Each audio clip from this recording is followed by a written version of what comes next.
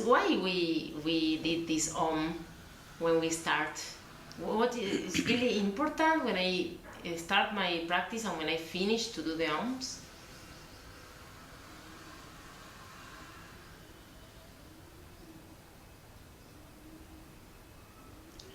See, we are in this existence and we live in a world here, right? And there is so much going on. Just to bring ourselves within, we say this Om. We can call it mantra, but mantra is just a word, right? So, but Om is not a word. It's not just a. We can't even fit that Om into a mantra, right? When we say Om, it's a basic sound of the existence itself, right? Ah, O, Ma, right? So this Om can be uttered even by a mute person who cannot talk, and Ah is uttered by animals also. Is uttered by other living beings. So this Ah, is a sound of the existence, and then we are nothing but existence in this. So when we say Om, we are basically invoking our existence. That's our real nature. We are invoking ourselves. When I say Om,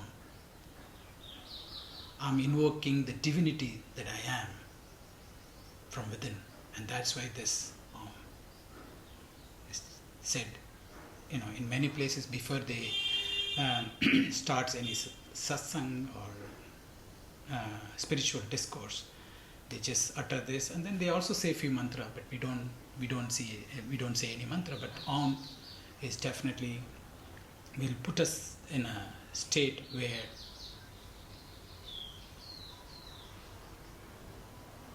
this spiritual or the satsang becomes so truthful, and that's why we utter this mantra.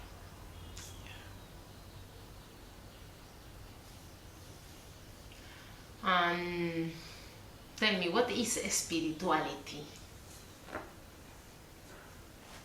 I used to say the people that India is a spiritual country, and we talk a lot about this spirituality, but what does it really mean?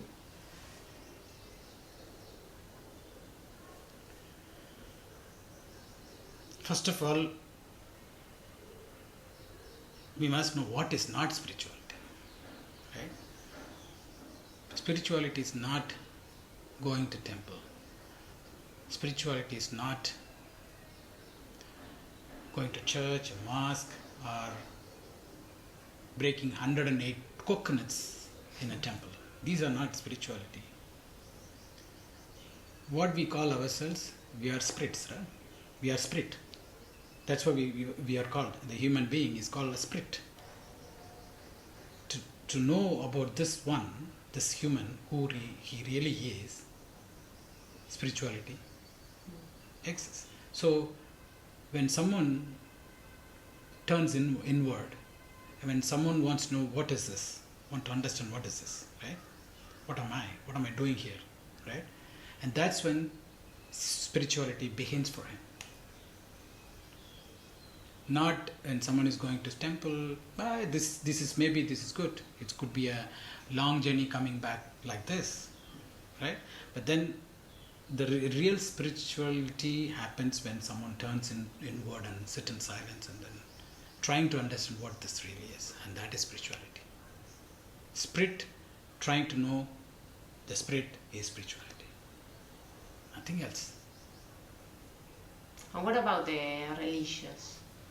Because this is something that also sometimes it's like come in pack, Sometimes it looks like it's the same. Yeah.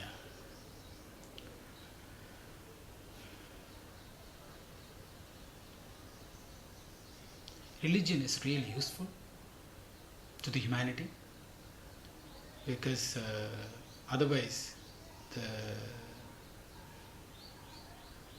most of the humanity would have gone crazy, and then without any help, they would have taken various, measures in their life. Many would have died, killed themselves, because mind is going crazy. They don't know what to do, and that's when they go to this temples and religions of various nature, and then there are useful guidance in each religion. What they believe, there are useful guidance, and then they follow it, and they are okay to some extent, right? Because not everyone can afford a psychiatric doctor, right? So this is somehow, I'm not saying religion is trying to fix all the crazy people.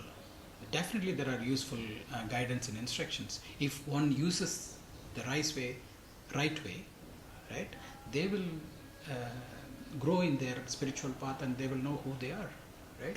So that way religion is definitely useful, but if you use it in the right way. The religions, nowadays religions, they are very strong. They are trying to preach, and they are trying to say many things which people don't like it. Maybe that's a fact, but then the true religion really helps if one is using it in the right way. Yeah, but you says using in the right way to really, you says something about this to realize or to go between, no? You say something like this when you use, and the path in the religious, you have it, because you have this like you need to follow things, I don't know, you need to do the puja every day, you need to pray in some way or whatever, but what is the real path to go between us, Within you? Yeah. Like this, to really understand who I am, how I can reach this, how I can go. So, see, every human is different. What works for one will not work for you. What works for you, it may not work for the another. So that's why you see there are various scriptures, various teachings, teachers, various methods, right? Whatever fits you, your mindset, your conditioning, your expectation, you will pick that, and then that will work for you, right? But all of these procedures, all of these teachings, all of these scriptures, right? All it says one thing: you must go within you, right? So, say for example, yogasanas, kriya yoga. There are many yogic techniques, right? All are there only to make you turn inward. You must sit in silence and also do self-enquiry in the beginning. Who am I? What is the self? What is going on here? I am born, I lived for some time, and I'm going to die. Why? Right? And then actually the sun is not rising. We are actually rotating. We are sitting on a rotating earth, and we are rising and we are falling. But we say sun is rising, sun is setting, which is already, it is not true. So one becomes really sincere in asking these questions. What is really happening? What is this and what is this? And one wants to know this one to its fullest, right? And that's when he really turns inward and then sits in silence and goes within to find who he really is, right? Now, you asked what is the path? There's only one path.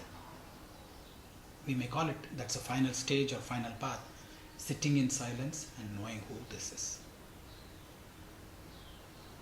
And that's why Ramana Maharishi is always said, just sit in silence. Whatever has to happen to you will happen, for sure. Because who's doing yogasana? mind is doing the yogasana, mind is doing the kriya yoga, mind is doing all the activities. But when you sit, mind is restless now. It wants to fight with you because it wants you to do something. But doing is mind, being is self. And to get to the self, you have to sit in silence, and that's the only path. And how much sit in silence? You think that we really need to invest. How long in our day by day we need to really invest, because we cannot sit in silence entire day. Why not? Could be Do you want to be happy all the time? Or sometimes you don't want to be happy. You want to be... Everybody wants to be happy. Yeah. So, sitting in silence, if you are blissed out all the time, will you not want to sit all the time in silence? So that's what yogi is doing already. He's just simply happy with himself without any external aid. So he's doing that. Anyway, so it's, and also used the word investment. This is so human question, right? Right? There is no such thing like investing and then reaping, right? In spirituality, right? What is really happening is you are already realized. You are already a known being. But what is happening is this mind is in the front, which is keeping you away from this realization. That's why we call this realization. Right? So, answer to your question, if you're really sincere and if you have the fire to know the truth, it doesn't take much time. It could be 1 second or half a second, or it could be 3 months, 3 years. But if one goes even beyond 12 years, maybe something is wrong in whatever he is trying to do, right? You need to check. So it is not about the time, it is about your sincerity and consistency and the fire. If you have the fire, you will know now. And it is to be done now, not later, by the way. There is no tomorrow or later. This has to be done now. If you have this kind of, I must know now, then this will, here there is no time. But only when, okay, I want to realize, and then I will do this, and then there is no such thing. For realization, you don't have to do anything. Stop all the doing, sit, and you're done. Maybe it will take a little bit time, it's okay. To become timeless, how time? Time doesn't matter. You're going to be timeless. Forget about time. Yeah. But in the beginning, because you said like, you talk about this feeling that you have, or the yogis have when they sit, in silence. But in the beginning, that it's not like this, In the beginning, we are a struggle with our thought all the time, like sitting and thinking about everything that you need to do, and it's something that in the beginning you can't do nothing, just appear, and it's really difficult to stay sitting because your mind tell you like, now you need to eat, now you need to, to bring the kids in the school, whatever. How we can really in the beginning, how we can really cross this line to struggle to enjoy the sitting? That is why you just mentioned there are so many processes, so many techniques. Mm-hmm. That's why these are there, right? Mm-hmm. Because no one can, from the day one, they can sit in silence. No. Totally understandable. So that's why yogasana is there, scripture is there, chanting is there. All these are there to get you to that place where you can sit. But all of this, it is not getting you where you're supposed to be sitting in silence, then all of these are waste. So, yes, day one, it's not possible. There are many things going on. You allocate a few minutes a day, every day, but do it regularly, consistently, and then that will take you to the next level. And then what you're doing in that next level will take you to the next level. So that's how, but the final level, you have to sit in silence and go within, just be in silent, mind brings all kinds of thoughts. Thought will come, thought will go, thought will come, thought will go. Right? If you don't bother about any thought, and if you just sit, observe the thoughts, it will just come and go. So thought is here, you are here, just sit in silence. This silence will bring everything that is needed for you to realize. Right? Sitting in silence is the real sadhana. All other sadhana is, we can call it sub-sadhana. Useful for this. Yeah. Nice. Thank you, Ravi. Thank you.